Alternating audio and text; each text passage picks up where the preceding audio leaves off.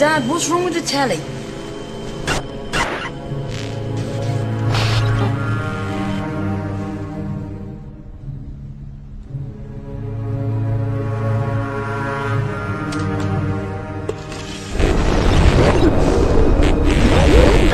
Good evening, London.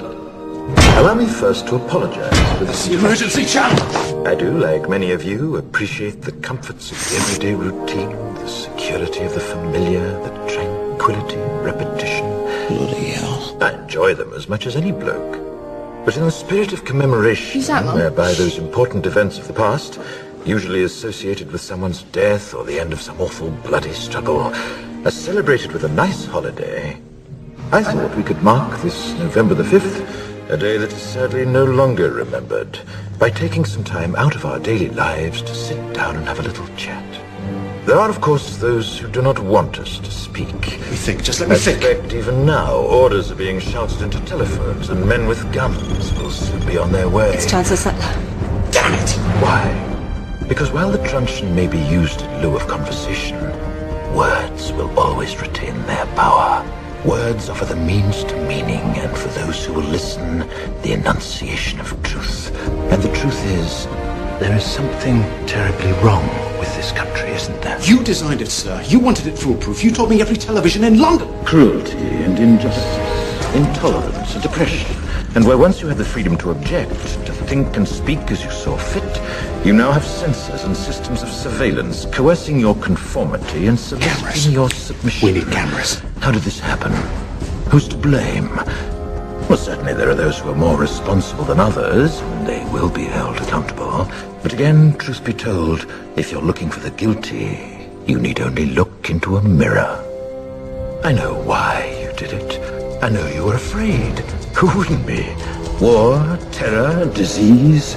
There were a myriad of problems which conspired to... Fear got the best of you, and in your panic you turned to the now High Chancellor Adam Sutler.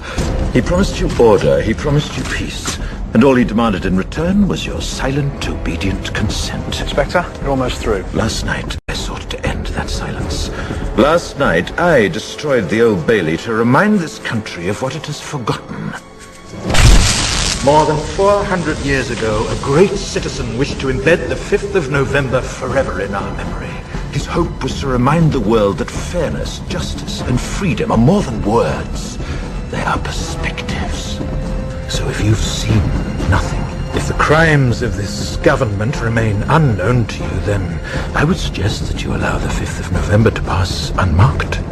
But if you see what I see, if you feel as I feel, and if you would seek as I seek, then I ask you to stand beside me 1 year from tonight, outside the gates of Parliament, and together we shall give them a 5th of November that shall never, ever be forgotten.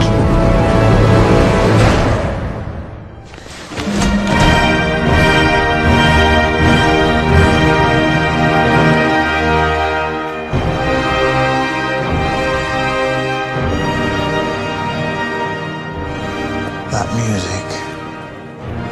Yes. His music.